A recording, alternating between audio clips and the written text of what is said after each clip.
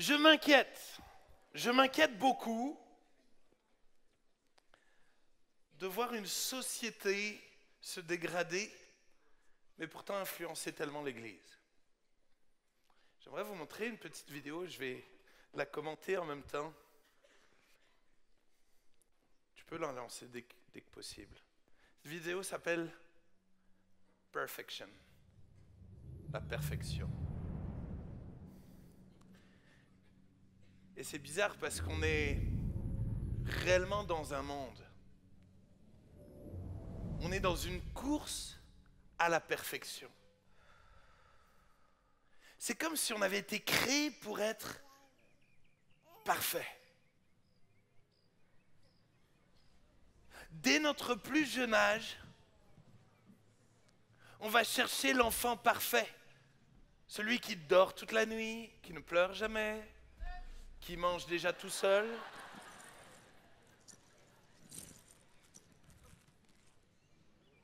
C'est comme si la course à la perfection commençait dès notre plus jeune âge. Aujourd'hui, dans notre monde, on tue des enfants parce qu'ils ne sont pas formés parfaitement. On est dans une société qui malheureusement cherche à éradiquer, à enlever, à mettre de côté tout ce qui n'est pas parfait. Parce que si on n'est pas parfait, alors on n'est pas aimé. On n'est pas bien vu.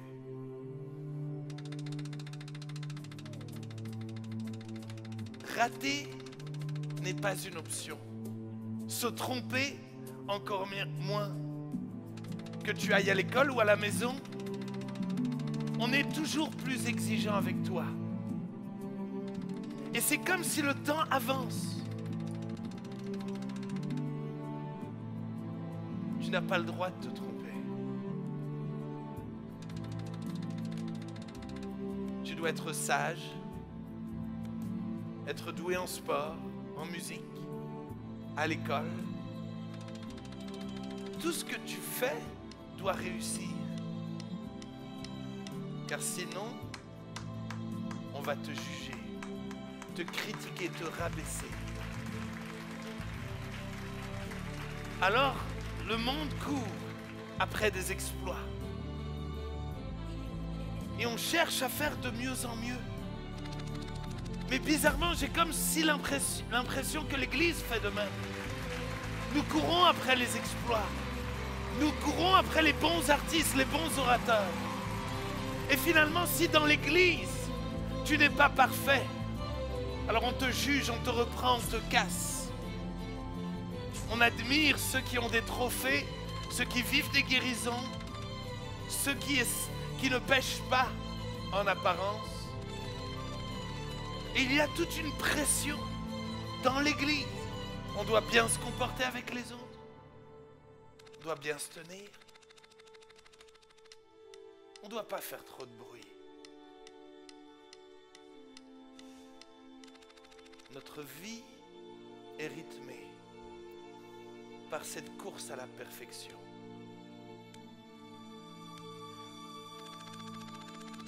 Mais il y a tellement de fois où on n'y arrive pas. On essaye, mais on se sent comme incapable. Mais c'est comme si on se dit je vais y arriver, je vais y arriver. Alors on continue dans cette course. Et c'est pour ça qu'aujourd'hui il y a tellement de burn-out, tellement de gens qui n'en peuvent plus. Parce qu'à un moment donné, ils sont comme prisonniers d'un système où il faut être maigre, où il faut être fort, musclé. D'un système où il faut être marié avant 25 ans. On est prisonnier d'un système du beau, du capable, de la réussite, du succès. Et on court après tout ça. Jusqu'au moment où ça explose. où l'on se rend compte qu'on n'est pas capable. Il n'y a qu'une vérité, c'est qu'aucun de nous n'est capable d'être parfait. Dieu ne t'a pas appelé à la perfection. Il t'a créé imparfait. Il t'a aimé imparfait. Et c'est pour cela qu'il va falloir prendre une décision. Et cette décision, c'est d'arrêter. D'arrêter cette course à la perfection. Car de toute façon, tu ne pourras jamais y arriver.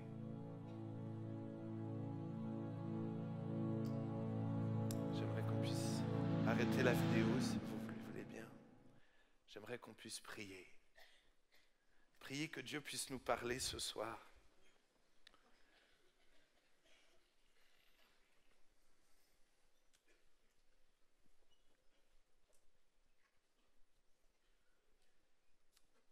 Dieu, merci parce que tu es là.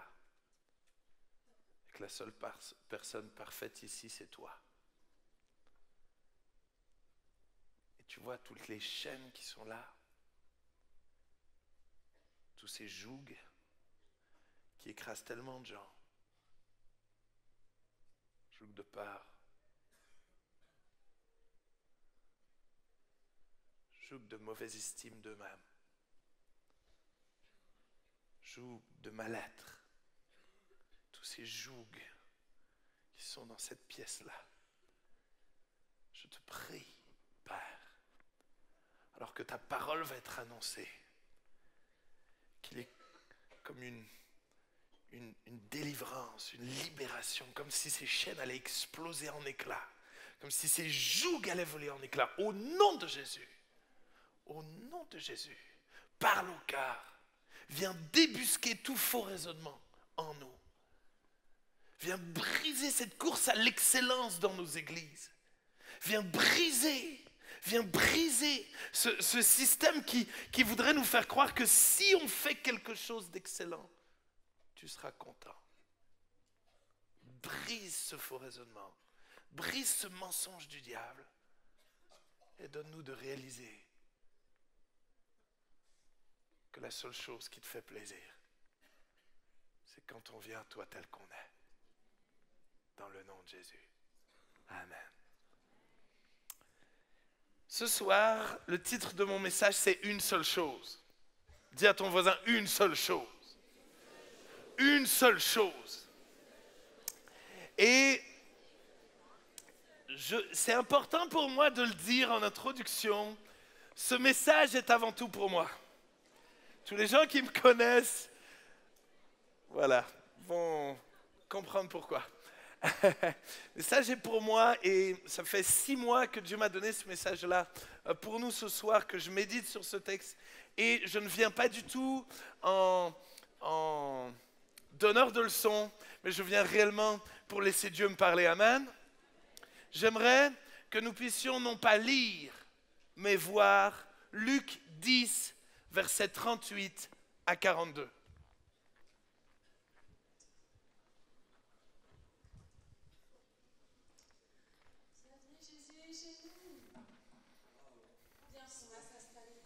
Dans le canapé, tu seras mieux. C'est donc ici votre chez vous? Oui, alors attends, voilà, viens. Merci. Je suis trop contente que tu sois là. Franchement, je suis trop émue. T'es assis dans mon canapé, quoi. Et moi donc, je suis tellement heureux d'être là, avec vous, avec toi, avec Marthe. Vraiment. Ça me fait tellement de plaisir, je vous aime tellement. Bah, nous aussi, hein, franchement. Oui? Est-ce que tu peux m'aider à monter les courses, s'il te plaît? Oh, écoute, Marthe, on le fera après. Viens, il y a Jésus. Viens, Marthe, viens. Ah, c'est trop bien, elle est aussi ici. Allô? Alors, Salut Christelle, comment tu vas? Ouais, écoute, ça va bien, merci. C'est un peu la course, mais ça va. Ouais. Ah non, ce soir, c'est pas possible.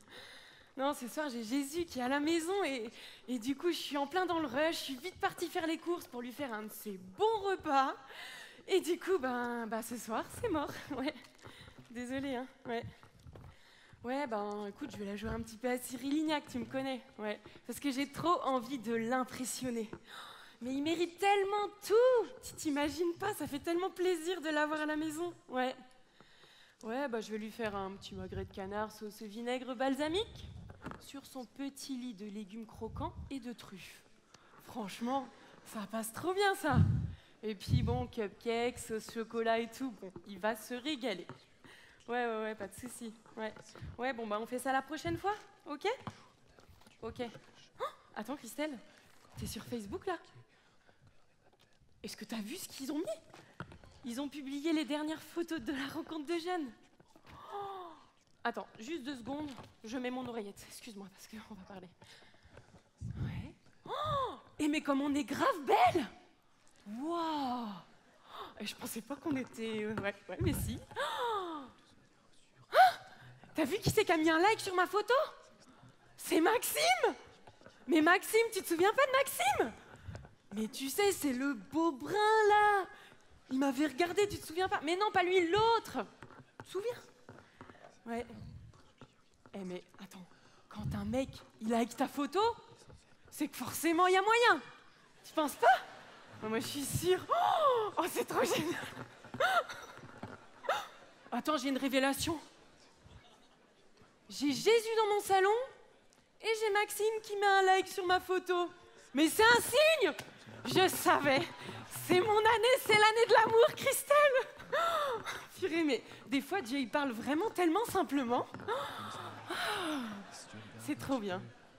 Ouais, non, mais trop bien. Bon, on mène l'enquête, t'inquiète. Bon, écoute, je te laisse, Christelle, parce qu'il y a mon clip à la télé, c'est trop génial. Oh, j'adore cette musique!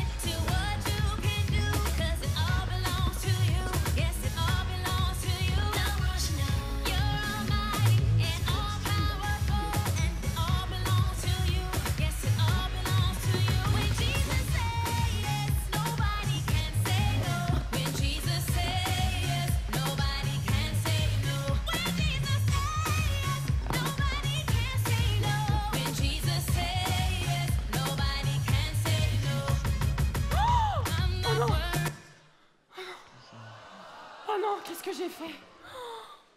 Ah oui, on peut faire ça. Oh non. Jésus, Oui? Oui, Marthe? est-ce que tu peux me sauver la vie?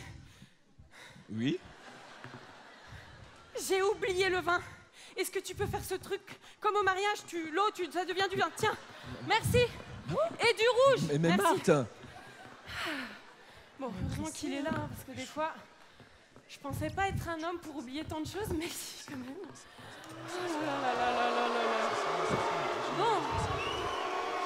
Oh là là là là là là. Ah là là. Font du bruit les voisins. Hein. Oh là là. Alors. Bon, le gâteau. Ok, ça c'est bon.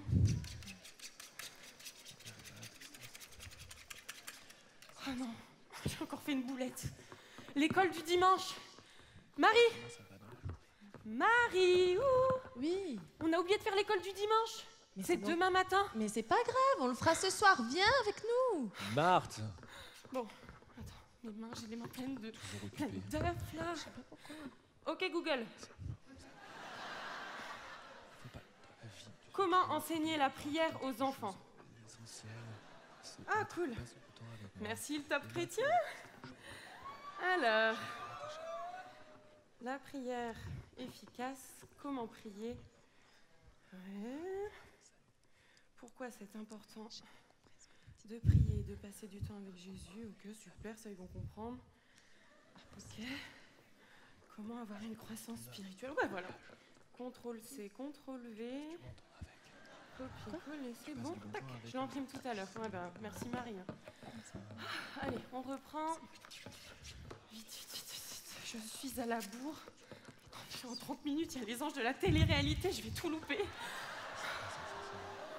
Oh là là là là là là. Vite.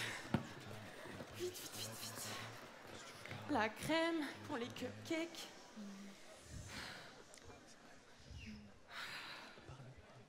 Bah. Non mais qu'est-ce qu'il fait Cédric là? Publie une photo mais n'importe quoi. WhatsApp, non mais franchement faut tout faire de nos jours. Oui bonjour Cédric, c'est Marthe. Écoute, comment t'exprimer le sentiment que je ressens? Je suis choquée. Je viens de voir sur Facebook la photo que t'as publiée, mais t'es sérieux? Une photo de toi avec tes potes non chrétiens en train de boire de la bière. Bravo, quel témoignage. Et puis, est-ce que tu t'es posé cette question franchement? Qu'est-ce que Jésus a fait? Est-ce qu'il a bu de la bière peut-être? Non. Donc je te conseille fortement de revoir un peu ton comportement et puis de t'humilier devant Dieu parce que là ça va pas du tout. Enfin, pense à ton âme. Cédric. Bon, écoute, je te laisse. On en reparlera. J'ai plein de trucs à faire, mais s'il te plaît, pense-y. Merci.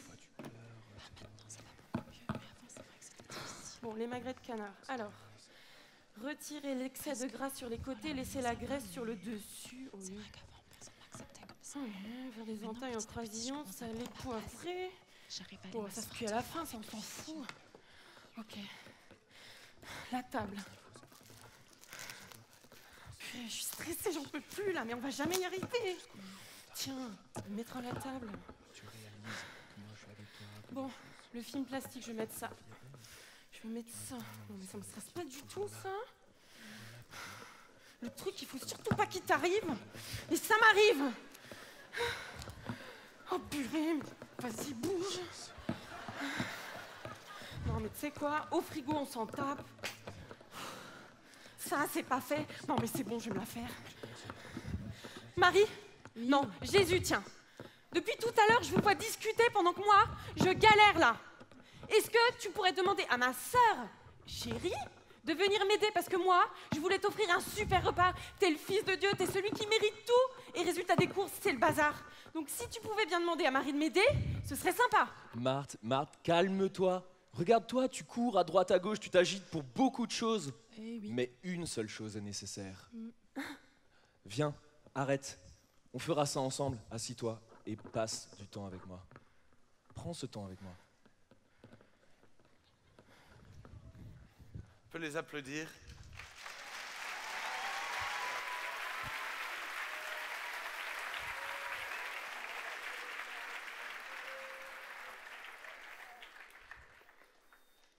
Quand on vous raconte des histoires, il faut vérifier. Donc on va lire Luc 10, versets 38 à 42. Comme Jésus était en chemin avec ses disciples, il entra dans un village et une femme nommée Marthe le reçut dans sa maison. Elle avait une sœur, nommée Marie qui, s'étant assise aux pieds du Seigneur, écoutait sa parole. Marthe, occupée à divers soins domestiques, surveille du Seigneur. Tu rigoles ou quoi? Are you kidding me? Cela ne te fait-il rien que ma sœur me laisse seule pour servir? Dis-lui donc de m'aider. Le Seigneur lui répondit, Marthe, tu t'inquiètes et tu t'agites pour beaucoup de choses. Une seule chose est nécessaire. Marie a choisi la bonne part qui ne lui sera point ôtée. Une seule chose est nécessaire. Une seule chose. Dans un monde où on fait tellement de choses, une seule chose est nécessaire. Et j'aimerais que nous puissions réellement découvrir c'est quoi cette une seule chose. Amen. Tout d'abord, j'aime ce Jésus qui aime s'inviter. Jésus, il aime s'inviter. Jésus, il prend plaisir à s'inviter. J'aime ce Jésus qui ne s'impose jamais, mais qui aime s'inviter. Vous vous souvenez de Zachée? Toudou. Constamment, il veut s'inviter. Et Jésus est là et il veut s'inviter dans ta vie. Je sais qu'il y a beaucoup de gens, vous êtes là comme pour la première fois et vous dites, mais ouais, ils sont quand même bizarres et tout. Mais Jésus est vivant et il veut s'inviter dans ta vie. Il veut s'inviter dans ta vie. Et c'est trop bon parce que tout d'un coup, il est écrit qu'il entra dans un village. Parce que Dieu, incarné en Christ, n'est pas intéressé par les grandes villes. Il n'est pas intéressé par les gens super stylés. Il n'est pas intéressé par les villes parfaites. Il est intéressé par les villages. Et il y a des gens, vous êtes là et vous avez l'impression d'être un petit village. D'être un petit village oublié, abandonné. Mais Jésus aime aller dans les petits villages, abandonnés et oubliés. Il aime aller vers ceux que personne ne veut aller. Il aime réellement se rapprocher de ceux qui sont différents. Et il va aimer Marthe et Marie. Il va les aimer. Ils vont devenir ses amis. Parce que Jésus cherche des amis. Il ne cherche pas des esclaves, et on va le voir plus tard. Il cherche des amis. Il est intéressé par le fait d'avoir une relation d'amitié.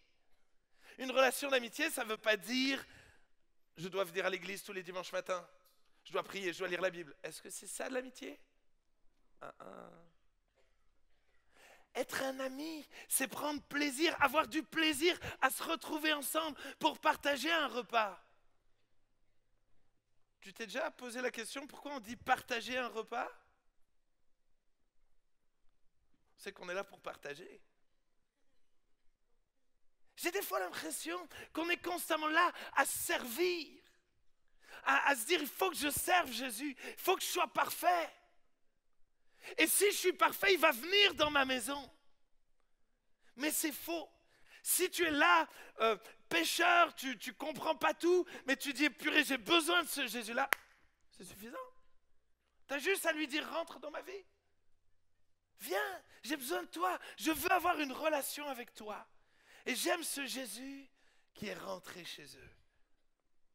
Est-ce que Jésus est rentré dans ta vie? Apocalypse 3, verset 20 dit « Voici, je me tiens à la porte et je frappe. Si quelqu'un entend ma voix et ouvre la porte, j'entrerai chez lui, je souperai avec lui et lui avec moi. » Le cœur de Jésus, c'est de vouloir rentrer dans nos vies. C'est ça son but. C'est ça son désir le plus cher. Mais c'est marrant parce que on connaît bien ce verset, mais on ne connaît pas trop ce qui se passe avant. Vous avez déjà lu? Apocalypse 3, verset 15 jusqu'à 20. Jésus parle et il dit, je connais tes œuvres, Marthe. Je connais tes œuvres. Mais finalement, je sais que tu n'es ni froid ni bouillante. Puisses-tu être froid ou bouillante? Ainsi, parce que tu es tiède et que tu n'es ni froid ni bouillante, je te vomirai de ma bouche. Parce que tu dis, je suis riche, je me suis enrichi, je n'ai besoin de rien, je fais tout par moi-même. Et parce que tu ne sais pas, elle ne le sait pas, Marthe, qu'elle est malheureuse, misérable, pauvre, aveugle et nue. Quand on est aveugle, on ne sait pas. Et c'est comme si Marthe était aveuglée. Et c'est comme s'il y a tellement de gens, vous venez à l'église, vous entendez le message de la grâce, et c'est comme si vous ne voyez pas. C'est comme si vous ne voyez pas. Pourquoi? Parce que vous venez à l'église. Et Jésus ne t'invite pas à venir à l'église, il veut venir chez toi. Il veut venir chez toi. Il veut venir dans ta vie. Alors, Jésus, d'une manière assez provocante, il va dire « Je te conseille d'acheter de moi de l'or éprouvé par le feu, afin que tu deviennes riche, et des vêtements blancs afin que tu sois vêtu, et que la honte de ta nudité ne paraisse pas, et un collier pour oindre tes yeux afin que tu vois. » Là, il va dire « Moi, je reprends et je châtie ceux que j'aime. Aie donc du zèle, de la passion pour te repentir. Car voici, je me tiens à la porte et je frappe. Si quelqu'un entend ma voix et ouvre la porte, j'entrerai chez lui, je souperai avec lui et lui avec moi.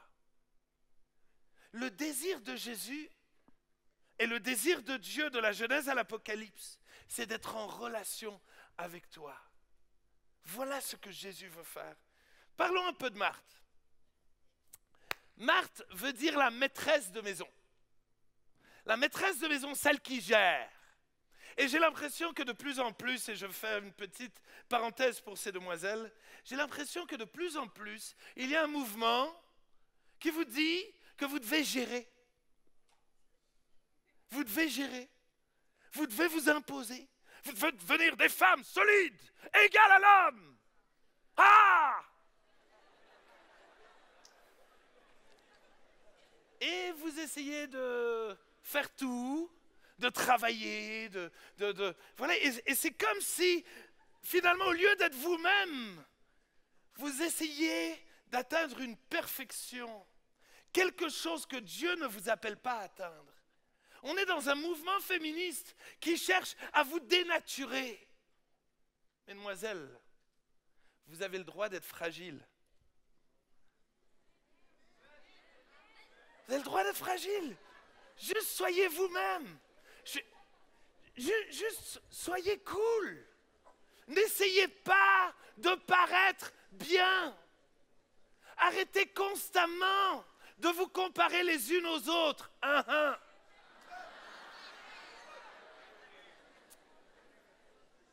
Marthe, arrête de te comparer à Marie. Tu n'as pas besoin de te comparer.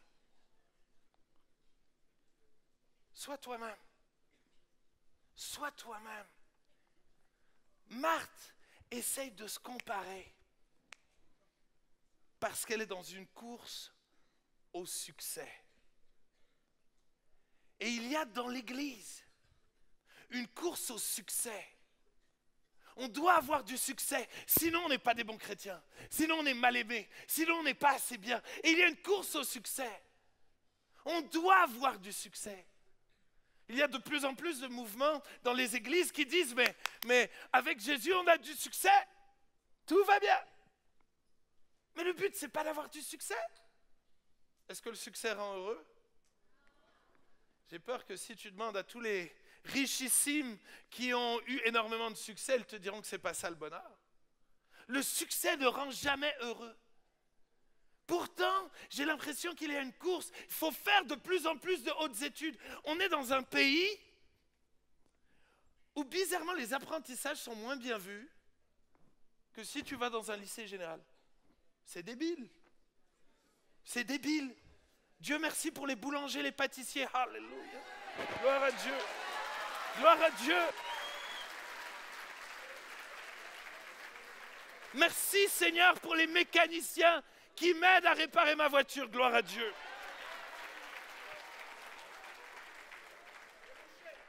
Les bouchers, alléluia. Alléluia. Les côtes de bœuf, alléluia. Arrêtez, maintenant j'ai faim, vous êtes horribles. Ah purée.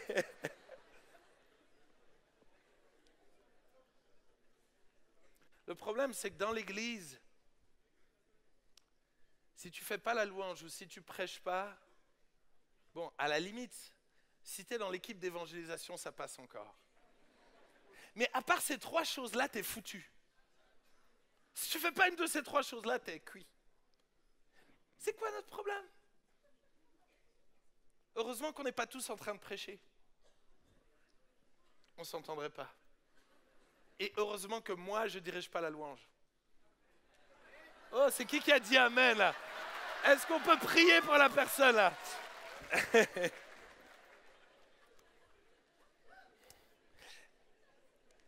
Les amis, on en rigole, mais c'est des sujets tellement importants. Tellement importants parce qu'on est tous en train de courir. On est tous dans un monde où maintenant on court, on doit faire toutes sortes d'activités, on doit aller à toutes sortes de réunions pour prouver qu'on est des bons chrétiens. Et finalement, on essaye de gérer tout par nous-mêmes, par nos propres efforts, par nos propres forces. On passe notre temps à lutter contre le péché, à essayer de prier sans s'endormir. J'ai arrivé à quelqu'un ça? Est-ce qu'on peut confesser nos péchés? Qui c'est qui s'est déjà endormi en priant?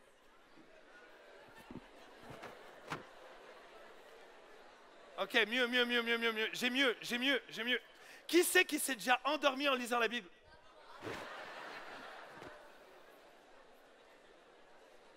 Merci Eric de lever la main. J'ai l'impression qu'on court à essayer par nous-mêmes d'accomplir des choses que nous ne sommes pas capables d'accomplir. J'ai peur qu'on cherche comme à impressionner quelqu'un. Marthe, tu cherches à impressionner qui? Tu cherches à impressionner qui? Tu cherches à impressionner qui? Les autres? Pourquoi faire? Tu seras toujours déçu par les autres. Finalement, on trouvera toujours un défaut chez toi. Si tu cherches à impressionner les autres, tu deviens prisonnier du regard des autres. Tu deviens esclave des autres. Et tout d'un coup, tu deviens prisonnier d'un fonctionnement, d'un style. Tu deviens prisonnier, finalement, d'un monde qui s'autodétruit. Et la plupart d'entre nous, on cherche finalement à impressionner les autres. Tu t'es déjà posé la question pourquoi tu t'habilles de la manière dont tu t'habilles? Tu t'es déjà posé la question pourquoi tu réagis de telle manière devant les autres? Pourquoi il y a des gens qui parlent pendant que le prédicateur prêche? On se demande. I love you Sam, vraiment. Mais il ne faut pas me chercher. Je rigole. T'es pas obligé d'en rajouter. Hein. On cherche à être populaire. T'as déjà remarqué ça, hein? On cherche à être bien vu, d'avoir plein d'amis. Wouhou, Facebook, yes. Plein d'amis. On veut être populaire. Et si on n'a pas plein d'amis, on n'est pas heureux. Si les gens ne nous font pas des compliments, on n'est pas heureux. Si les gens ne nous valorisent pas, on n'est pas heureux. Parce qu'on est dans une course à la popularité, à être bien vu. Mais malheureusement, on est comme ça vis-à-vis de Dieu. C'est comme si on veut constamment l'impressionner. On est constamment dans la culpabilité. Beaucoup d'entre nous, constamment dans la culpabilité. Je ne fais pas assez bien, je ne prie pas assez bien, je suis trop pécheur. Comment Dieu peut-il m'aimer? Finalement, Dieu ne me répond pas parce que je ne suis pas assez bien. Ah ouais? Dieu répond aux prières de ceux qui sont parfaits?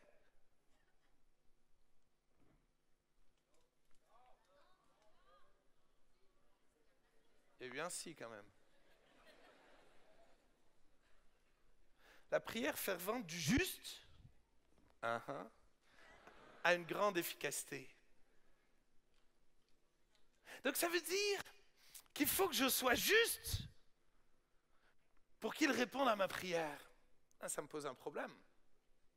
Je ne suis pas juste. Marthe n'est pas juste. Marthe galère, comme tu galères, non? Qu'est-ce qui va faire que je sois juste? J'ai pas entendu. Jésus. C'est lui. C'est lui. C'est en venant vers lui que tu peux être justifié. Parce que lui seul peut te justifier. Lui seul peut te pardonner. Car lui seul a donné sa vie pour toi. Au lieu de culpabiliser, au lieu de t'enfermer, au lieu de rester dans ton coin, à galérer, à essayer de faire des bonnes œuvres pour lui plaire, viens à lui. Si tu galères avec le péché, viens à lui. Il t'aime tellement. Il a envie de te bichonner. Il a envie de prendre soin de toi. Peu importe les fautes que tu as pu faire. Peu importe les défauts que tu as. Tu t'es déjà posé les questions, pourquoi j'ai des défauts? Moi, j'ai l'impression que j'ai des défauts, je n'ai pas choisi de les avoir. Non, vous ne pensez pas la même chose de vous-même? Il y a des défauts, je n'ai pas choisi de les avoir. Donc ça veut dire, c'est qui me les a donnés? C'est Jésus. Et on est d'accord. Il a créé toutes choses, la Bible dit. On est d'accord? Il m'a créé comme je suis. Il m'a façonné dans le ventre de ma maman. Je suis né avec certains défauts.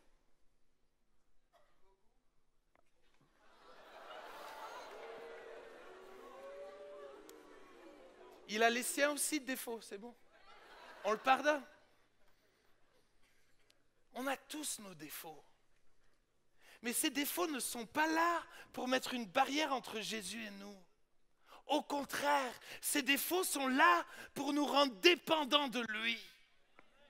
Si Dieu nous a créés avec des défauts, c'est parce qu'on a besoin de lui. Il est le seul capable de combler nos défauts. C'est logique. Il nous aime tellement qu'il a dû enlever cette pièce manquante. Il a dû enlever quelque chose pour qu'on ait besoin de lui. Parce que si on n'avait pas besoin de lui, est-ce qu'on serait ici? Ma voix part en vrille, pardon.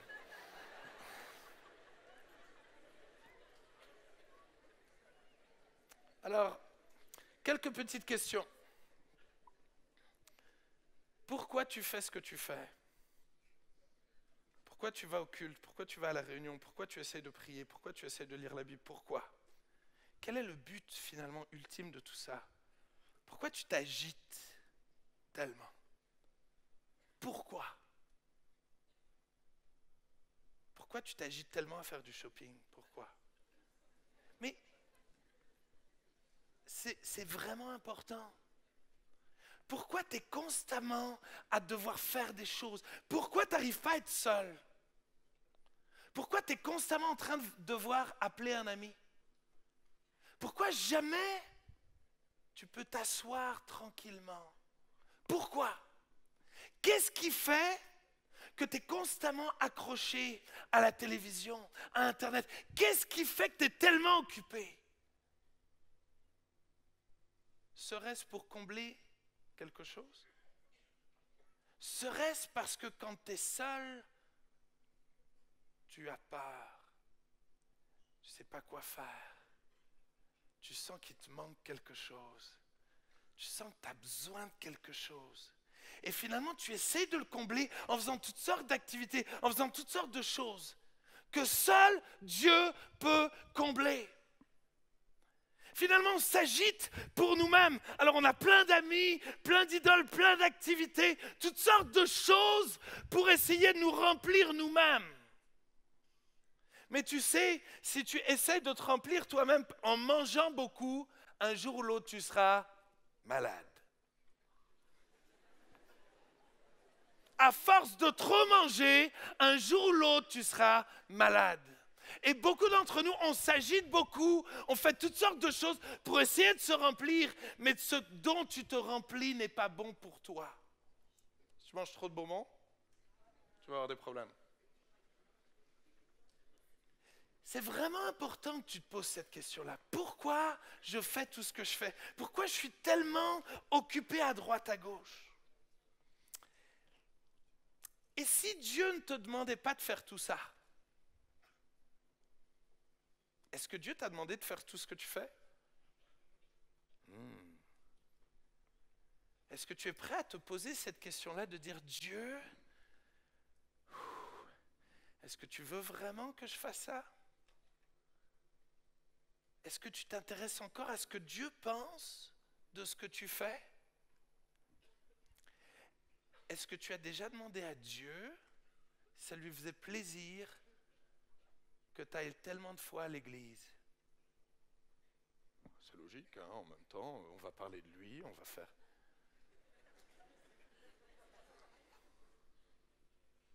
Si c'est juste logique, si c'est juste quelque chose que tu dois faire, je ne suis pas sûr que ça lui fasse plaisir. La Bible dit, ils m'honorent de leurs lèvres.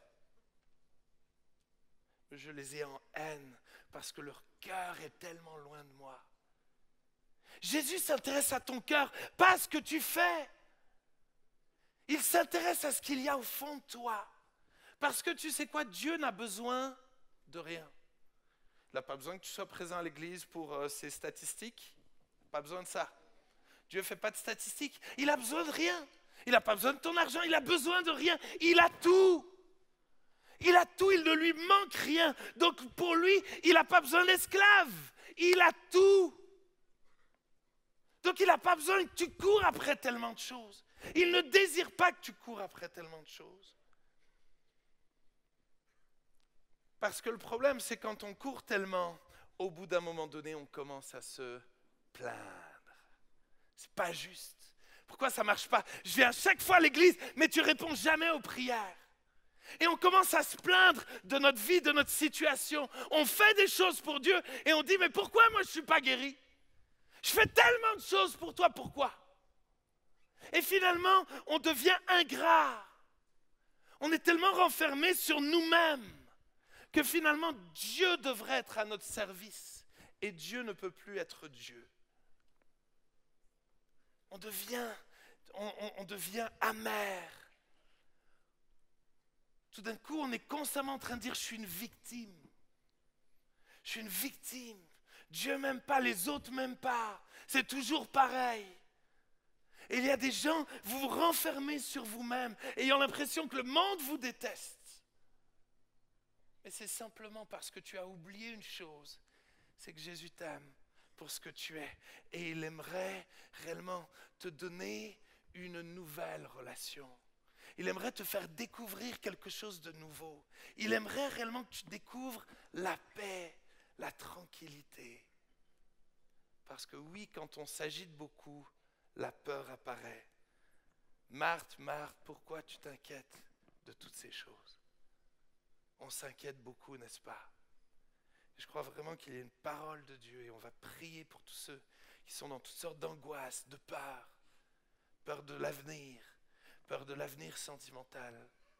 Tellement de gens, vous êtes là et vous êtes pétris par la peur, vous vous sentez tellement moche, tellement incapable finalement de trouver quelqu'un, de rencontrer quelqu'un. Il y a tellement de gens, vous souffrez de ça.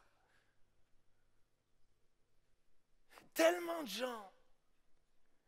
Et je dois vraiment reconnaître que je ne comprends pas. Parce qu'on connaît Jésus. Et quand on connaît Jésus, comme nos vies. Et je vous garantis une chose. J'ai 32 ans, je suis célibataire. Et c'est de la bombe. Et c'est génial. Et c'est génial.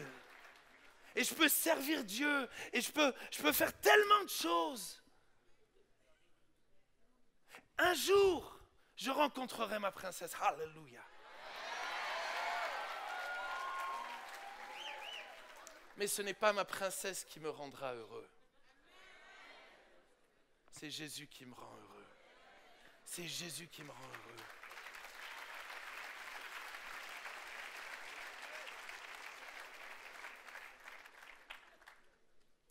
J'aimerais terminer mon dossier sur Marthe avec une petite vidéo.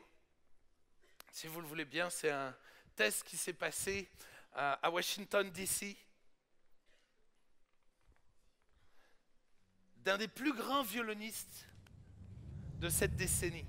Non, ça c'est la première, c'est la suivante, si vous voulez. L'un des plus grands violonistes de cette décennie, ils lui ont demandé de faire un concert dans le métro. Il a un Stradivarius de plus, alors j'ai oublié les chiffres, mais en tout cas de plusieurs millions de dollars. Donc son violon vaut des millions de dollars. Il a fait tellement de concerts et à chaque fois c'était plein et les gens payaient au minimum 100 $ par place pour aller le voir. Et il fait un concert dans le métro, regardez-moi ça. Les gens sont tellement occupés qu'ils ne sont pas capables d'écouter, d'entendre. Tellement occupés à foncer dans tous les sens. Qu'ils sont incapables de profiter, de recevoir quelque chose de tellement bon et de gratuit.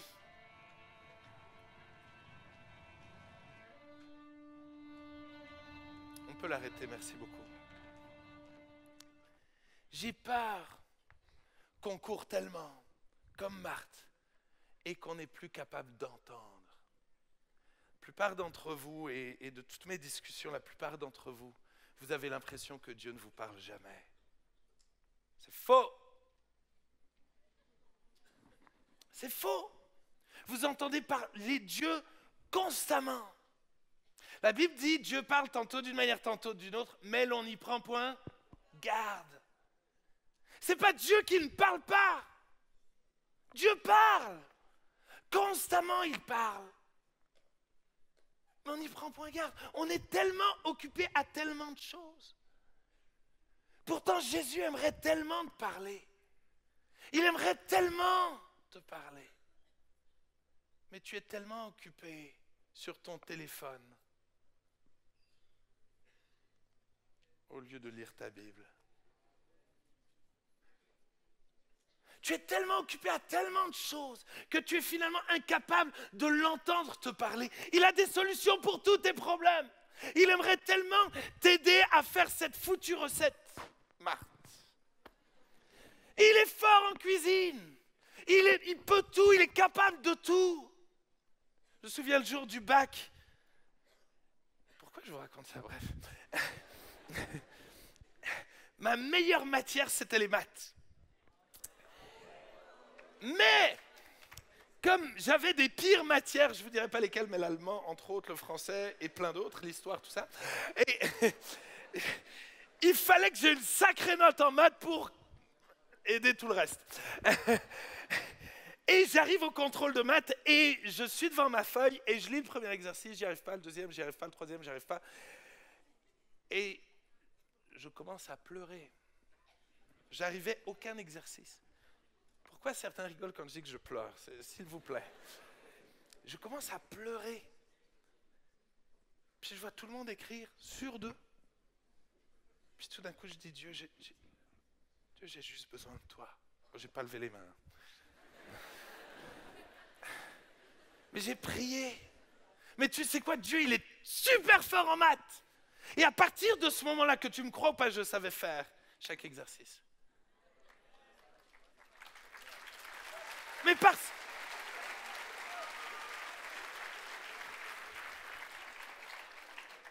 parce qu'il nous aime. Parce qu'il nous aime tellement.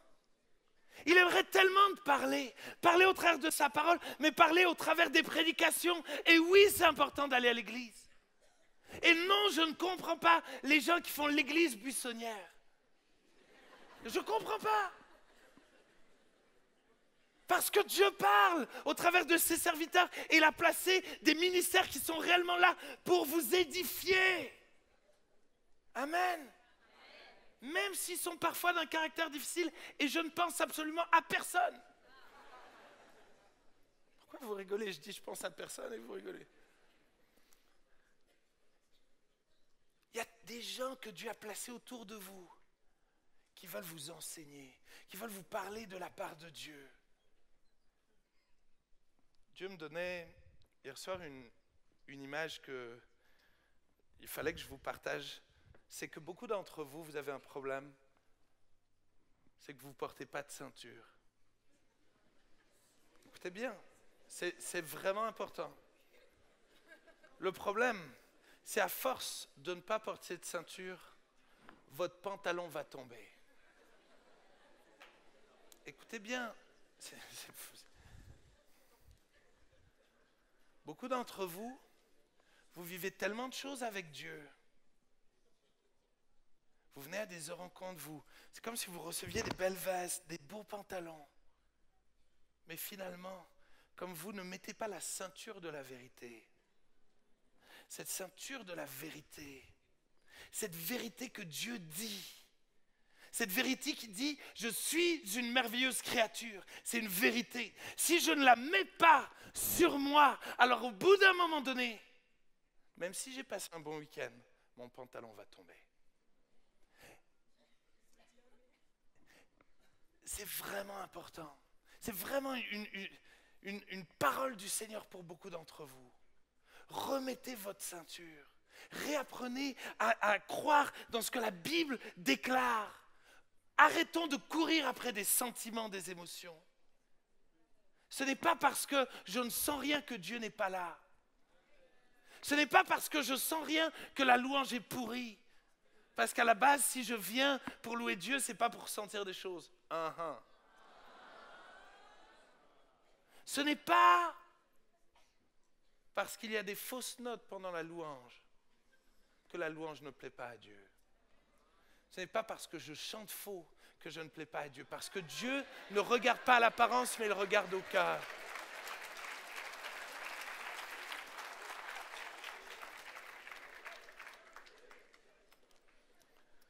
Alléluia. Je ne sais pas comment je vais terminer ce message, mais je vais y arriver un jour ou l'autre. Alléluia. J'aimerais parler de Marie. Vous êtes d'accord? J'aimerais vous parler de Marie. Marie, ça veut dire rebelle, obstinée. Bizarrement, on n'avait pas cette image-là. Pourtant, Marie est une rebelle obstinée.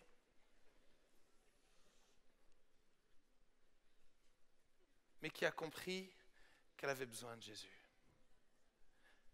Elle a compris que sans lui, elle ne peut rien faire. Et si tu lis, je crois que c'est dans Luc 7, tu pourras le lire à la maison, dans Luc 7, 37, tu vois que un jour, elle réalise tellement qu'elle est pécheresse et que Jésus l'a tant aimée, qu'elle va se déverser sur lui, déverser un parfum sur ses pieds. Elle va laver ses pieds, avec ses cheveux. Elle a compris que le seul qui peut la pardonner, c'est Jésus. Elle a compris qu'elle a besoin de Jésus, qu'elle a besoin de devenir dépendante de lui. Elle a besoin de lui. C'est vital, c'est nécessaire. Une seule chose est nécessaire. Donc si une seule chose est nécessaire, est-ce que manger devient nécessaire? Là, ça devient intéressant. Parce que pour beaucoup d'entre nous, manger est nécessaire, boire est nécessaire, respirer est nécessaire. Il y a une seule chose qui est nécessaire. Parce que je peux respirer, manger, boire et aller en enfer et vivre une vie de misère. Mieux vaut une seconde dans la présence de Jésus que 1000 ans dans le confort où j'ai tout ce qu'il me faut sans lui. Mieux vaut un jour dans tes parvis que 1000 ailleurs, David dira. Mais est-ce que c'est ce que tu penses vraiment? Est-ce que tu es réellement capable de discerner ça? Est-ce que tu es capable de dire mieux vaut être dans la position de Job, mais d'être attaché à Dieu, plutôt que d'être en bonne santé, avoir une belle maison, tout ce qu'il te faut, plein d'amis? Est-ce que tu es prêt à dire, mais Seigneur, moi, tant que je t'ai toi, j'ai tout. J'ai l'impression qu'on court tellement après la bonne santé, le fait d'être en bonne santé, tellement après le succès, après tellement de choses, qu'on oublie que Jésus est plus important que de respirer. J'ai besoin de lui plus que je n'ai besoin de respirer. Ça ne veut pas dire que c'est mal de respirer, mal de manger, mal de boire. C'est pas ce que je dis. Mais ce que je dis, c'est que je dois reprioriser ma vie. Et Marie a repriorisé sa vie. Elle a réalisé qu'il était nécessaire pour elle de mettre en priorité, avant d'aider à faire la cuisine, avant d'aider à tout ça, de prendre du temps avec lui.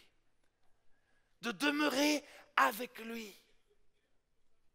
La Bible dit, demeurez en moi et je demeurerai en vous. L'importance de demeurer en lui.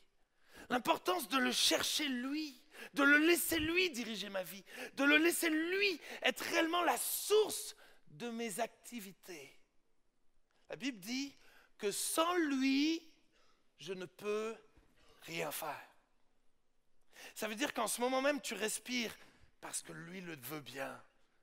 La Bible dit que toute chose subsiste par lui. Ça veut dire que ta chaise sur laquelle tu es assis subsiste parce que Jésus l'a décidé. En un claquement de doigts, vous pourriez tous être par terre. Mais le problème, c'est que beaucoup d'entre vous, vous confiez plus facilement dans les 4 pieds de votre chaise qu'en Jésus. Et c'est pour ça que vous êtes stressés. Dès que quelque chose ne va pas, vous agitez dans tous les sens. Dès que votre famille ne va pas, c'est la fin. Mais parce que finalement, tu ne te confies pas en celui qui est réellement capable de prendre soin de ta famille, de prendre soin de ta vie. Il est réellement la solution à tous tes problèmes. Tu n'as pas à t'inquiéter de rien. Je vous donnais un témoignage au début de cette jeune fille avec qui on part en Inde et puis elle a vécu un miracle et puis tout ça, puis c'est extraordinaire.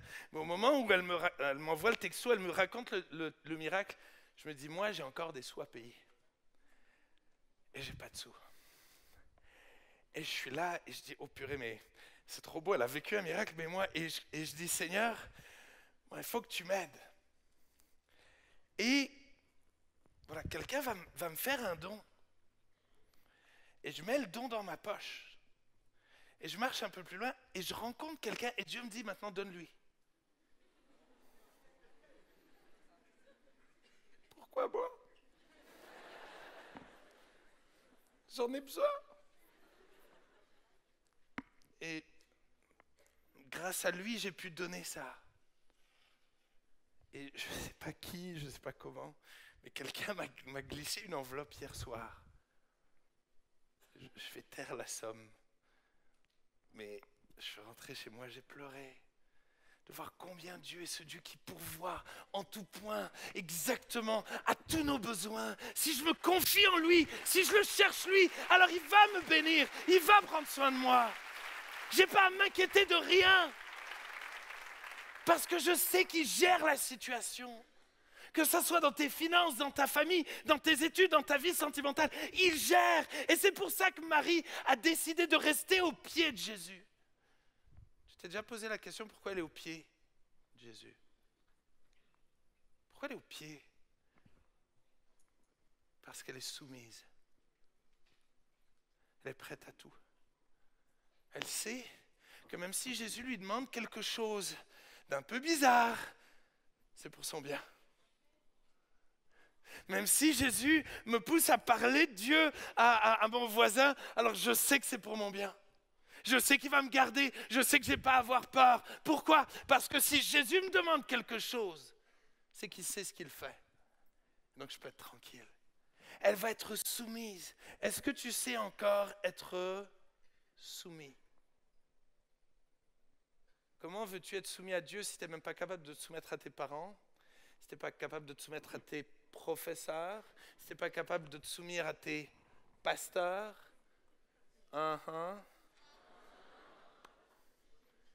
Pourtant, je crois que notre génération a besoin de réapprendre à être soumis. C'est marrant parce que Marie est tranquille, elle est cool, elle est relaxe. Et on pourrait presque croire qu'elle est paresseuse. Mais bien sûr, il n'y a pas de paresseux dans la salle. Jamais. Bien sûr, la paresse est un piège. Mais je ne crois pas que Marie est paresseuse. Je crois juste que Marie a compris qu'elle doit se centrer sur Christ. Mais que Christ va lui communiquer tout ce dont elle a besoin pour repartir à l'action. Marie n'est pas paresseuse. Et si vous lisez la suite des évangiles, elle va avoir ses galères. Elle va avoir des difficultés. Mais elle sait qu'elle peut compter sur Jésus. Elle sait qui est son Jésus. Et elle peut partir à l'action parce que Jésus va lui donner tout ce dont elle a besoin. Et excusez-moi, mais tu peux être tranquille parce que Jésus t'a laissé tout ce dont tu as besoin. Il t'a laissé le Saint-Esprit.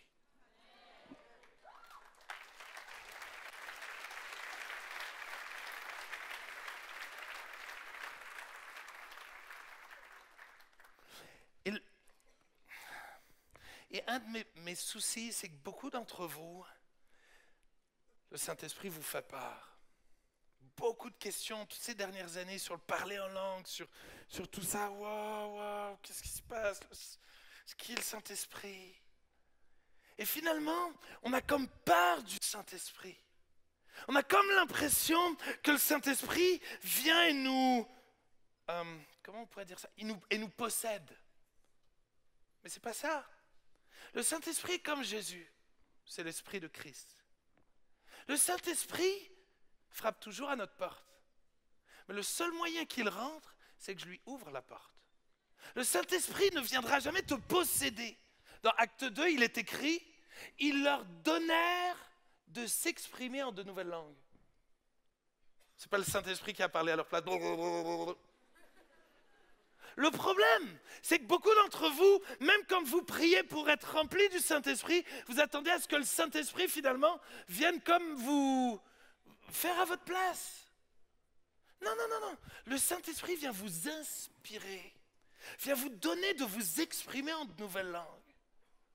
Et oui, c'est un des signes qui accompagneront ceux qui auront cru. C'est le signe évident qu'on lit dans tout le Nouveau Testament. C'est le signe évident du baptême dans le Saint-Esprit. Et oui, quand on est baptisé dans le Saint-Esprit, un des signes qui rejaillit, c'est le parler en langue. Le Saint-Esprit, c'est pas le parler en langue. On est d'accord avec ça? Le Saint-Esprit, c'est une personne, c'est Dieu qui vient habiter en moi et me donner la force finalement d'avancer, la force de le servir, la force d'être tranquille dans l'adversité. La force de tenir ferme dans la difficulté. La force d'être capable d'être soi-même dans un monde qui cherche à nous déformer. Le Saint-Esprit est ton seul espoir. Et nous avons besoin, chacun d'entre nous, d'être remplis du Saint-Esprit. Tu as besoin d'être rempli du Saint-Esprit. Ceux qui galèrent avec le péché, la Bible dit, marchez par l'Esprit et vous n'accomplirez pas les désirs de la chair. Si tu marches par l'Esprit, naturellement tu tournes le dos au péché. La plupart d'entre nous, on résiste au péché. Non, je ne veux pas pécher, non, je veux dire non, promis Dieu, j'arrête, je ne recommencerai pas. Mais finalement, c'est qui a toute ton attention? Le péché. Marche par l'Esprit. Cherche à être rempli du Saint-Esprit. Laisse-toi remplir par le Saint-Esprit. Et ainsi, tu vas pouvoir marcher en nouveauté de vie. Mais tu as besoin que le Saint-Esprit te dirige là. Mais le Saint-Esprit est ton seul espoir pour lire la Bible. Sans le Saint-Esprit, la lettre tue. C'est l'Esprit qui vivifie. Sans le Saint-Esprit, tu vas lire et tu vas rien comprendre. Et beaucoup d'entre vous, si vous endormez devant la Bible, c'est parce que finalement, ça devient insignifiant. Demande au Saint-Esprit de t'éclairer. Tu as besoin du Saint-Esprit. C'est nécessaire pour toi d'avoir le Saint-Esprit. Pourquoi?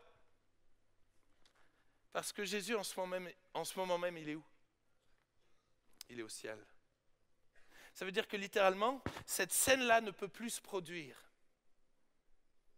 Ça veut dire que la personne avec qui je peux être en relation, c'est qui?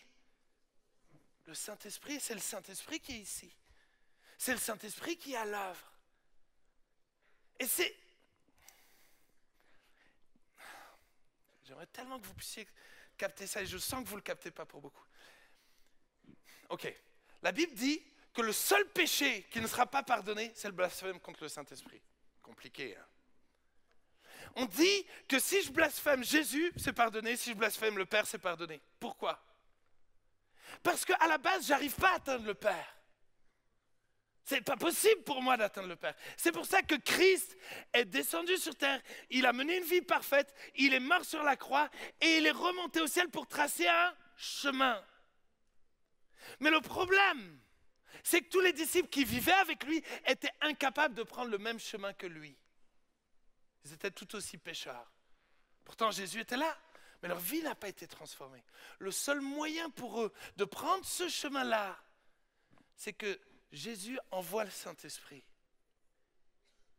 Mais si je blasphème le Saint-Esprit, si je m'en fous du Saint-Esprit, si j'éteins le Saint-Esprit, qui est-ce qui va m'aider maintenant?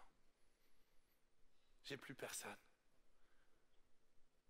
Le Père a essayé de m'aider en m'envoyant le Fils. Le Fils a essayé de m'aider en m'envoyant le Saint-Esprit. Si je néglige le Saint-Esprit qui est là avec nous, alors qui est-ce qui va m'aider? Qui est-ce qui va m'aider? Alors beaucoup d'entre enfin beaucoup de gens, me disent « Ouais, mais Thibaut, dans la Bible, ouais, le parler en langue, c'est pas en public, non, non, non. » Et puis, 1 Corinthiens 14. On peut lire ensemble? «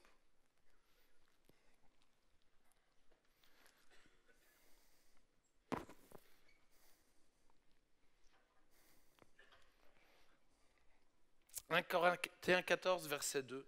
En effet, celui qui parle en langue ne parle pas aux hommes, mais à Dieu. Car personne, c'est écrit, personne ne le comprend.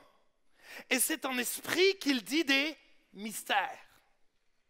Celui qui prophétise, au contraire, parle aux hommes, les édifie, les exhorte, les console. Celui qui parle en langue s'édifie lui-même.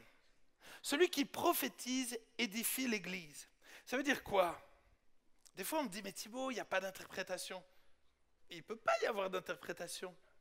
Se parler en langue dit que je ne parle pas aux hommes. Je parle à Dieu et je dis des mystères. Donc ça veut dire, littéralement, que ce n'est pas le même parler en langue. On est d'accord avec ça? Si je peux le traduire, alors c'est que Dieu est en train de vouloir parler aux hommes au travers du don des langues. Vous êtes d'accord avec ça? Ça va? Si j'ai une bêtise, dites-le. Bon, pas tous en même temps. C'est vraiment important de discerner ça. Parce que, par exemple, si Dieu était contre le fait qu'on parle en langue, dans la peur que s'il y a des non-chrétiens, ils vont être choqués. Alors dans Acte 2, il a lui-même bafoué ce qu'il a dit. Acte 2, ils ont parlé en langue en public et il y a eu 3000 conversions suite à ça. Donc ça veut dire qu'on ne parle pas du même parler en langue. Il y a un parler en langue où je dis des mystères à Dieu, où je suis en train de l'adorer lui. Je n'ai pas à avoir peur de ça. Maintenant, c'est sûr que si je commence à vous prêcher en langue, mais c'est sûr qu'au bout d'un moment donné, vous allez dire, bon ok, on se barre, c'est un timbré, je veux dire, c'est débile. Je veux dire, et vous auriez raison, et vous auriez raison. Mais on vit quelque chose de différent et tu peux lire et tu vas étudier 1 Corinthiens 14 par toi-même. 1 Corinthiens 14, verset 15. Écoutez bien. Que faire donc? Je prierai par l'esprit, mais je prierai aussi avec l'intelligence. Je chanterai par l'esprit, mais je chanterai aussi avec l'intelligence. C'est bizarre qu'il mette toujours l'esprit d'abord. C'est intéressant, hein? Je prierai par l'esprit, aussi avec l'intelligence. Je chanterai par l'esprit, aussi avec l'intelligence. Ça veut dire que, littéralement, l'Église des Actes des Apôtres vivait ça. Ce chant en langue, ce parler en langue. Ils le vivaient. Et je crois réellement que Dieu veut qu'on le vive. Pourquoi? Afin qu'on se rapproche de Christ. Afin qu'on soit plus proche de lui. La Bible dit qu'on s'édifie soi-même. Ça veut dire que Dieu est en train de faire une œuvre en nous quand on l'adore dans de nouvelles langues. Et j'ai envie de vous encourager. C'est une promesse pour tous ceux qui auront cru. Marc 16. Cette promesse, elle est pour toi. Et j'ai envie de t'encourager. Parce que Dieu est ce Dieu qui veut te donner le don des langues. Alors comment faire? Tu connais la solution? Luc 11, verset 13. Les versets, ils sont importants de les connaître. Luc 11, verset 13. Qui dit que nous avons un bon Père qui donne de bonnes choses à ses enfants. À combien plus forte raison donnera-t-il le Saint-Esprit à ceux qui le lui demandent? Il va te remplir du Saint-Esprit. Il va te donner le parler en langue, qui sera la conséquence du fait d'être rempli de l'Esprit. Mais il veut le faire. Mais qu'est-ce qu'il faut faire? Il faut passer du temps avec lui. Il faut le chercher lui. Il faut lui demander à lui. Parce que ce n'est pas un pasteur qui va pouvoir te donner ça. Ce n'est pas un pasteur, ce n'est pas une église. C'est Dieu lui-même qui enverra son esprit sur toi. C'est pour ça qu'il y a des gens qui sont baptisés du Saint-Esprit sous leur douche, dans leur voiture. Peu importe. L'essentiel, c'est que tu sois rempli du Saint-Esprit. Parce que sans lui, tu ne peux rien faire. Je ne vais pas vous lire tous les versets, mais j'en ai tellement. Juste Romains 8, verset 26. De même aussi, l'Esprit nous aide dans notre faiblesse, car nous ne savons pas ce qu'il nous convient de demander dans nos prières. mais l'Esprit lui-même intercède par des soupirs inexprimables. Ça t'arrive jamais de plus savoir comment louer Dieu? Dieu, tu es bon, Dieu, tu es amour, tu m'as donné de la paix, merci de m'avoir sauvé. C'est pour la joie aussi, ouais. Ça vous arrive jamais? Moi, ça m'arrive souvent. D'un coup, j'ai comme plus d'inspiration. Alors, ça ne veut pas dire que le Saint-Esprit ne peut pas te donner de l'inspiration avec des mots français. Hein. Il peut le faire aussi et il veut le faire. Mais je crois réellement que le Saint-Esprit veut venir à notre secours pour que nous puissions nous approcher de lui. Éphésiens 6, 18 dit « Faites en tout temps par l'Esprit toutes sortes de prières et de supplications. Veillez à cela avec une entière persévérance. » Veillez à cela, à la prière par l'Esprit. Je vais terminer parce que je sens que vous commencerez à fatiguer. Et pas de souci. Pas de souci, pas de souci, pas de souci.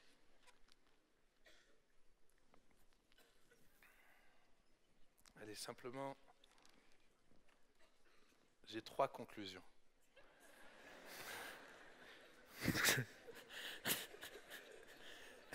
Vous pouvez y aller, merci beaucoup. Oh, c'est compliqué de prêcher.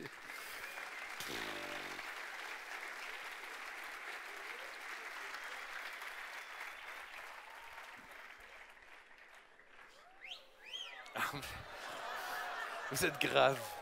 Vous êtes grave.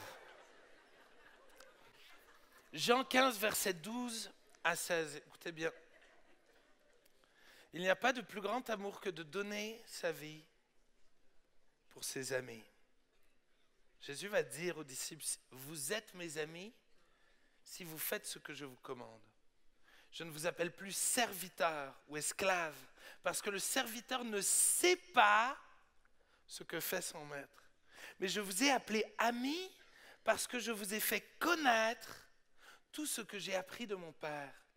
Ce n'est pas vous qui m'avez choisi, mais moi qui vous ai choisi, qui vous ai établi, afin que vous alliez et que vous portiez du fruit et que votre fruit demeure, afin que ce que vous demanderez au Père en mon nom, il vous le donne. Le but ultime, c'est d'être ami de Dieu. Pas serviteur, pas chrétien, pas d'essayer d'aller à l'église. C'est devenir ami de Dieu. Ça veut dire quoi devenir ami de Dieu? Ça veut dire connaître intimement l'autre. Ça veut dire partager. Ça veut dire savoir ouvrir son cœur, mais entendre le cœur de Dieu. Est-ce que Dieu partage son cœur avec toi? Est-ce que tu entends Dieu te parler? Je dois dire que après les attentats de Paris, je me suis effondré en larmes en disant, mais Dieu, pourquoi tu ne m'as pas prévenu? Pourquoi tu n'as pas préparé ton église à ce qui allait se passer? J'ai entendu juste Dieu me dire, mais j'aimerais tellement, mais il n'y a personne qui m'écoute. J'aimerais tellement avertir mon peuple. J'aimerais tellement parler à mon peuple. Mais c'est comme s'il n'y a personne qui m'écoute. Il n'y a personne qui est réellement prêt à passer du temps avec moi. J'aimerais tellement vous donner mes secrets. J'aimerais tellement vous révéler des choses. Mais vous ne m'écoutez tellement pas. Alors je ne suis pas en train de dire qu'il faut être des farfelus à dire Dieu m'a dit par-ci, par-là. Et si Dieu te dit quelque chose, dis ok, Dieu, si ça vient de toi, alors que ça soit confirmé au micro, que quelqu'un vienne m'en parler. Je m'inquiétais énormément pour la pluie aujourd'hui. Et j'ai même dit aux responsables de cet après-midi, peut-être il va falloir prier ou changer le programme. Et je m'inquiétais pour ça. Puis ce matin, Dieu me dit, oh, t'inquiète pas, c'est quoi ton problème? J'étais là, je dis, oh Dieu, tu rigoles quoi? Et Dieu me dit, dis-le à Eric ça. Dis à Eric que je te dis, il n'y a pas de problème, il va faire beau, il va pas y avoir de pluie.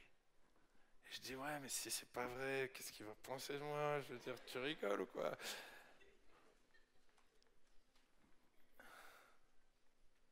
Dieu, il a envie de nous parler. Je pourrais vous raconter des milliers d'histoires comme ça. Mais je vous promets une chose. Je suis tellement pas parfait. J'ai les mêmes combats que vous. Mais je sens juste Dieu est là avec moi. Et je sens que Dieu veut m'apprendre des choses. Alors que je voulais préparer ce message, je me disais, mais est-ce que dans ma vie, une seule chose est nécessaire? Et je me disais, non. Je fais tellement de choses, Et je me suis dit, ok, Seigneur, j'ai envie de passer 2 jours juste avec ma Bible et le Saint-Esprit. C'est tout. Et tout d'un coup, j'ai commencé à paniquer, à me dire, oh punaise, c'est long 2 jours. Oh purée, il faut que je ramène des prêches avec moi. Et Dieu me dit, mais t'as besoin des prêches, t'as besoin que les autres parlent à ma place pour toi. Et tout d'un coup, j'ai dit, ouais, mais je pourrais quand même ramener des bouquins chrétiens, ça c'est pas mal, hein. Francis Chan, tout ça. Et Dieu me dit, mais tu rigoles ou quoi? Finalement, on est si peu amis que de passer 2 jours ensemble, c'est trop difficile, c'est trop de demander. Et je vous garantis une chose, je flippais. Je pense que c'est pour l'instant les 2 plus beaux jours de l'année. Le temps est passé tellement vite. J'ai rigolé avec Dieu. Il m'a niaqué sur des trucs. Il m'a défoncé. Il m'a défoncé. Mais des fois, je priais et tout d'un coup, j'entendais pas la voix de Dieu. Je disais, mais pourquoi tu me réponds pas? Je lisais un peu la Bible. Dieu, pourquoi tu me réponds pas? Puis au bout d'un moment donné, Dieu me dit, t'es sûr que tu veux l'entendre? Non, ça fait peur quand il dit, t'es sûr que tu veux l'entendre? Je dis, ouais, je crois, enfin. Et il me dit, ok, va dans Acte 5.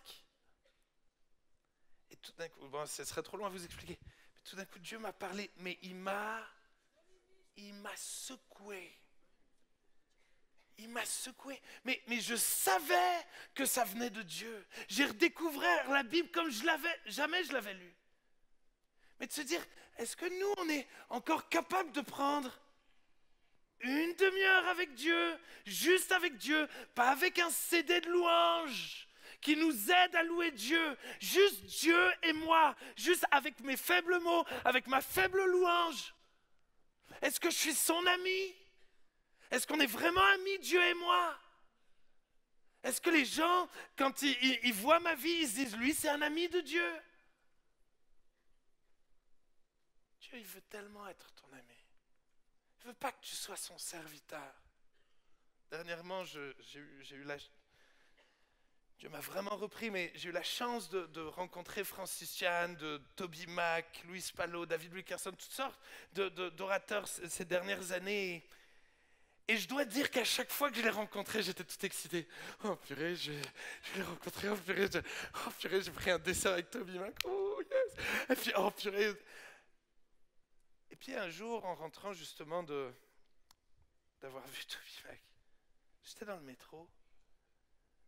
Il dit, moi j'ai créé l'univers et t'as l'air vraiment blasé de me connaître. Hein? J'étais dans le métro, je me suis mis à pleurer. Et à dire, mais finalement, même dans l'église, on court tellement après des idoles, après des hommes de Dieu, et puis on les regarde comme s'ils étaient exceptionnels, comme si c'était des superstars, alors qu'on a le Dieu de l'univers qui vit en nous. Ce Dieu qui veut être notre ami, et on passe tellement peu de temps avec lui, on se réjouit tellement peu de lire sa Bible.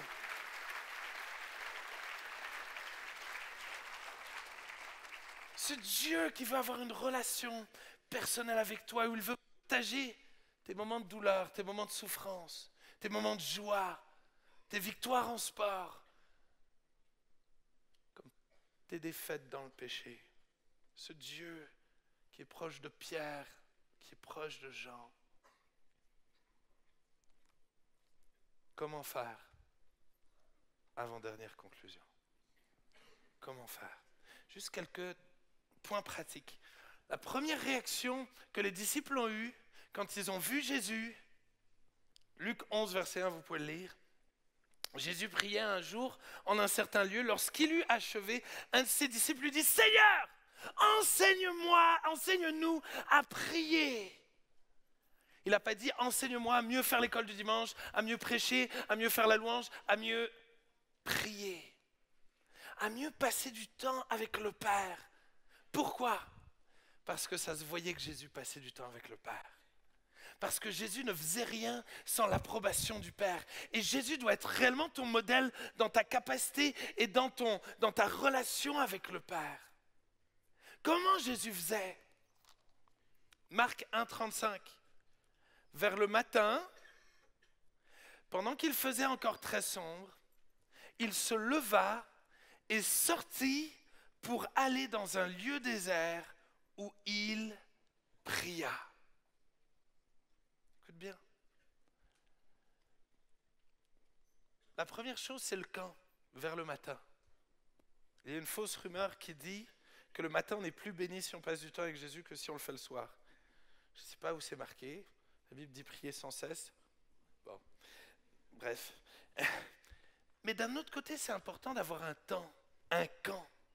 Et j'aimerais t'encourager à mettre un temps à part à chaque jour pour passer du temps avec lui. Oui, il est toujours avec toi. Oui, quand tu fais du squash, tu peux lui parler. Alléluia. Mais oui, il attend à ce qu'il y ait un moment d'intimité, juste lui et toi. Prends du temps à chaque jour et note quand c'est que tu vas le prendre. Ensuite, il y va pendant qu'il faisait encore très sombre.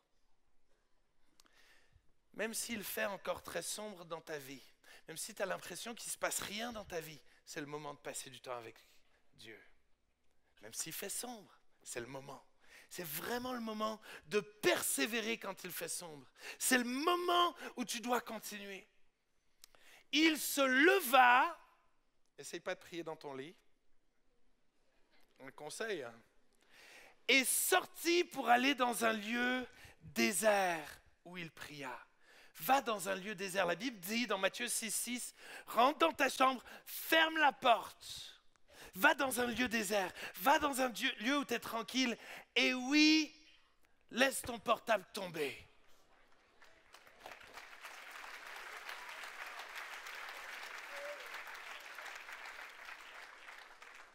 S'il te plaît, va dans un lieu désert. Encore une fois, la Bible dit prier sans cesse. Donc non, on n'est pas plus béni si on prie 1 heure, 2 heures, 3 heures, 4 heures. Dieu veut une amitié avec toi. Il n'est pas en train de regarder la montre. Il veut un cœur à cœur avec toi. Même si c'est 10 minutes par jour, même 5 minutes, même 2 minutes de tout ton cœur, ça lui fait plus plaisir que 3 heures parce que tu te sens forcé. Mais prends du temps dans un lieu désert. Il y a une parabole enfin pas une parabole, une histoire que beaucoup de gens connaissent mal. La parabole du jeune homme riche, pas la parabole, l'histoire vraie du jeune homme riche. Marc 10, verset 21, écoutez bien. Jésus l'ayant aimé, l'ayant regardé, l'aima. Il lui dit, il te manque une chose, tout le monde dit une chose, une seule chose. Va, vends tout ce que tu as, donne-le aux pauvres et tu auras un trésor dans le ciel, puis viens et suis-moi. C'est quoi cette une chose? C'est vendre tous ses biens, hein? Pas du tout. Non, c'est suis-moi. L'ayant aimé. Il voulait passer du temps avec lui, mais il savait qu'il était tellement occupé, il avait tellement de biens qu'il l'empêchait à le suivre. Le but, c'est pas qu'il vende tous ses biens. Encore une fois, Dieu n'en a rien à cirer de tous tes biens. Rien à cirer. Dieu, ce qu'il veut, c'est que tu le suives, c'est que tu sois en relation avec lui. Souvent, on a l'impression que la chose qu'il faut faire, c'est vendre tous ses... Non! Mais s'il y a quelque chose qui t'empêche de passer du temps avec Dieu, alors oui, il faut le couper. C'est pour ça que Jésus s'énerve dans le temple. Parce que le temple, c'est le lieu de la rencontre. Et Jésus va s'énerver pour toutes les choses qui finalement prennent la place qui devraient être réservées à Dieu. Et il y a des choses que tu dois arrêter. Pour certains, c'est le sport. Pour d'autres, c'est peut-être certaines amitiés, certaines sorties. Il y a toutes sortes de choses que tu dois couper. Parce que sinon, tu n'arriveras jamais à passer du temps avec Dieu, à devenir l'ami de Dieu. Ça ne veut pas dire que ces choses sont mauvaises, même s'il y en a qui sont mauvaises.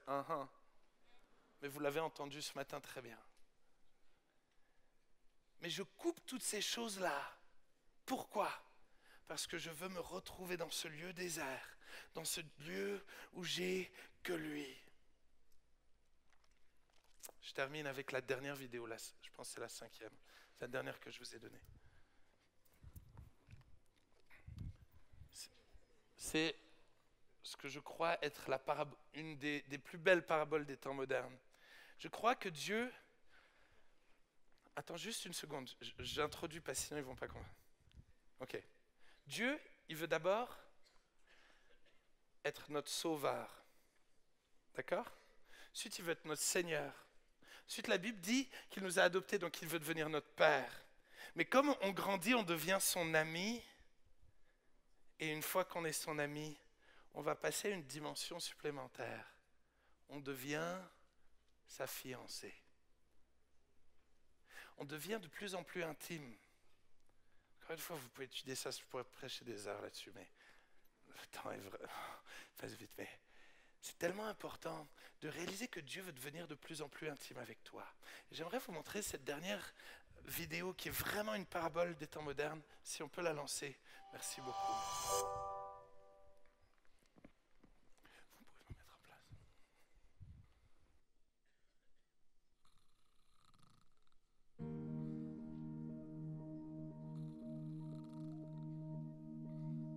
I love my husband. I love him even though his snoring wakes me up every morning. So I'll scare him away.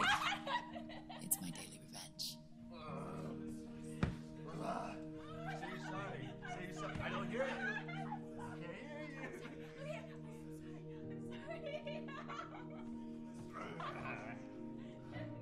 You can't go back to sleep now that you woke me up.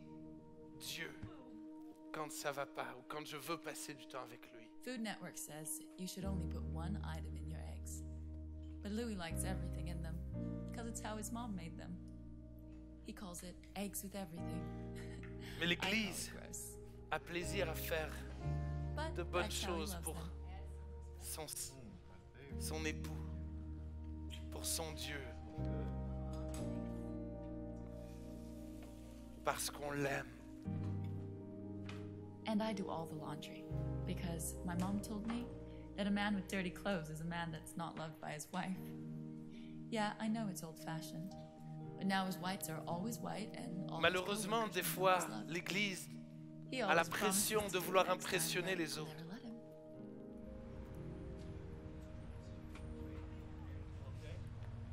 And I know he loves me because every time I head off to work, Dans l'Église, nous I entendons feel him watching me leave. cela tellement souvent. Que Dieu nous aime. Que Dieu nous trouve belles en tant qu'Église. Mais trop souvent, nous partons One of my favorite things is my commute to work. It's et nous my nous time to séparons de myself, lui. and it lets me clear my head before the stress of the day. Et finalement, on a comme besoin d'avoir des temps sans Dieu. Et on a l'impression qu'avoir des temps sans Dieu, c'est une bonne chose. Mais le problème, c'est qu'au bout d'un moment donné, on est capable de traverser au rouge. Mais quand on traverse au rouge et qu'on désobéit, alors il y a des conséquences. Et on en perd la vue. On en devient aveugle.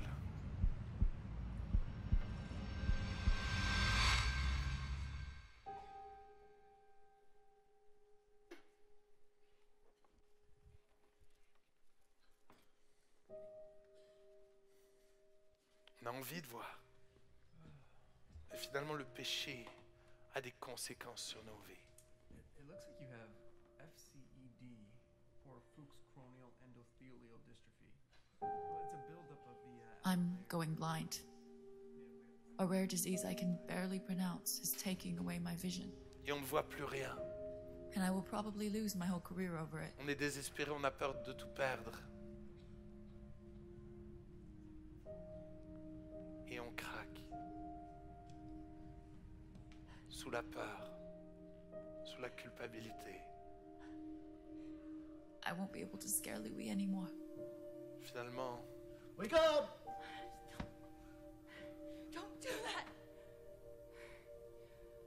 on culpabilise. C'est comme si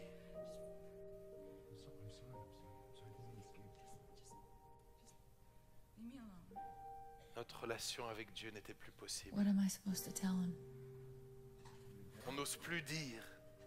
On n'est plus vrai devant Dieu. Alors on fait encore des activités. I can't make his silly eggs with everything. Parce qu'on veut bien paraître. Mais on n'y arrive pas. Can you just lay off? All right? Et finalement, on est constamment sur la défensive.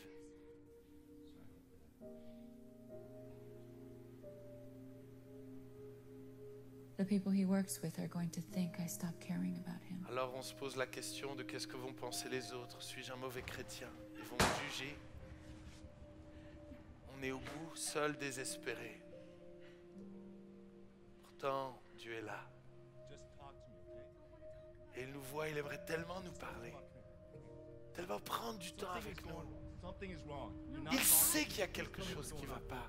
And now, when all I want to do is breathe and walk to work alone, Pourtant, I souvent, can't because on s'éloigne de They Dieu won't quand let ça me. ne va pas. On s'éloigne de celui seul qui pourrait nous aider et nous aimer.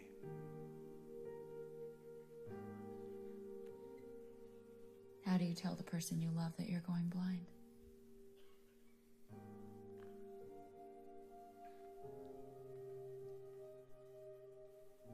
Comment croire qu'un Dieu si I grand et si can't help parfait but peut-il think nous that I'm aimer? becoming his patient, not his partner. Et trop souvent, on a l'impression de devenir des esclaves, des gens qui vont faire semblant à l'église, Maybe he'd be happier with someone else, au lieu d'être son amoureuse. someone who won't be a burden. C'est comme si on a l'impression d'être un boulet pour Dieu.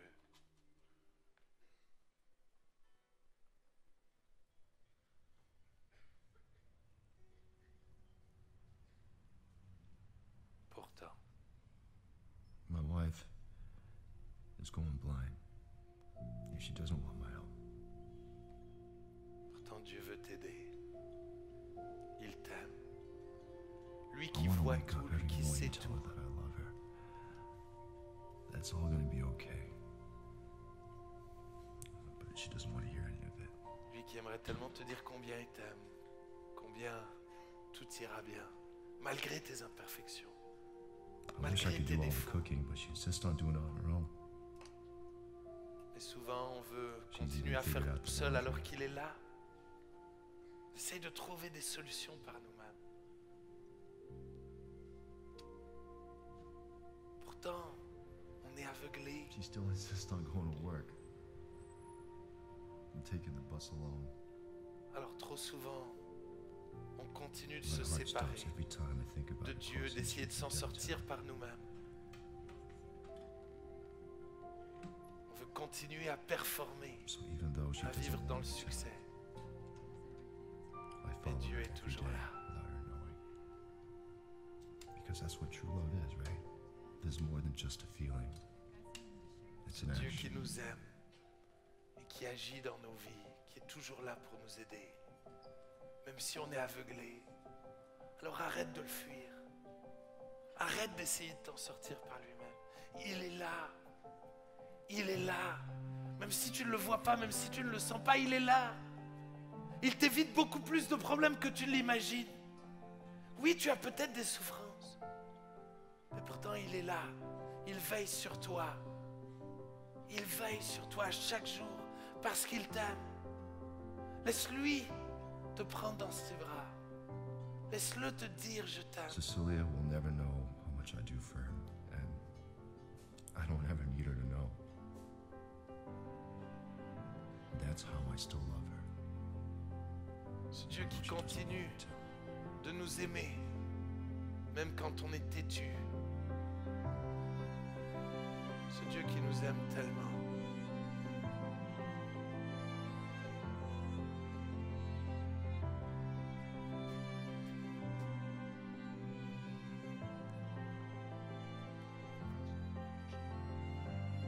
Alléluia, j'aimerais.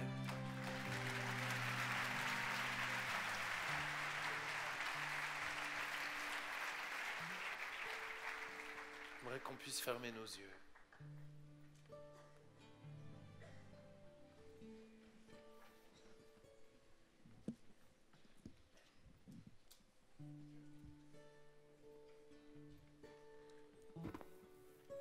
David était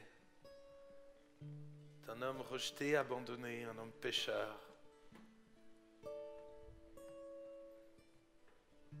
Un jour, il va comprendre.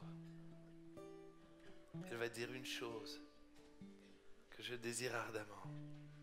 Je voudrais habiter dans la maison de Dieu pour l'admirer. Une seule chose. Une chose que je désire avec passion. Ce n'est pas de faire des choses pour lui, c'est lui. Avec passion. Jésus, nous te voulons toi. Nous voulons ce soir avoir une passion pour toi. Pas pour ce que tu vas nous donner, mais pour toi. Oui, t'es tellement bon que tu vas nous donner des choses, mais donne-nous de ne pas nous attacher à la bénédiction, mais au Dieu de la bénédiction.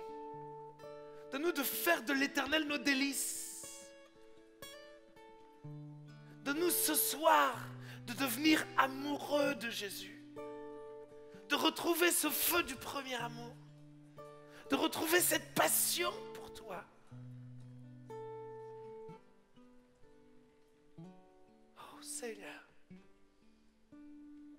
Prie de nous conduire ce soir pour qu'on puisse vivre un cœur à cœur.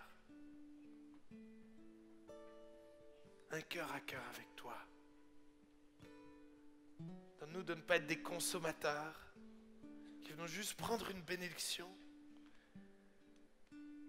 Donne-nous d'être comme des gens avant leur première date, avant leur première rencontre là. Donne-nous d'être comme excités à nouveau à l'idée de passer du temps dans ta présence. Donne-nous un amour nouveau. Donne-nous, Seigneur Jésus, vraiment comme une excitation à l'idée de pouvoir te rencontrer. Seigneur Jésus, c'est mon désir. J'aimerais qu'on puisse chanter ce chant qui dit une chose que je désire ardemment. Je voudrais habiter dans la maison de Dieu. Peut-être j'aimerais inviter tous ceux qui le veulent à s'approcher et à vous mettre aux pieds de Jésus. À vous mettre à genoux. Non pas pour faire des choses, mais pour dire oh, je veux juste mieux te connaître. Je veux juste mieux te connaître toi. Jésus, en fait, c'est de toi que j'ai besoin. C'est pas de tout le reste. Merci pour tout le reste. Mais ce qui est vraiment nécessaire, c'est toi. Chantons ensemble une chose que je désire ardemment.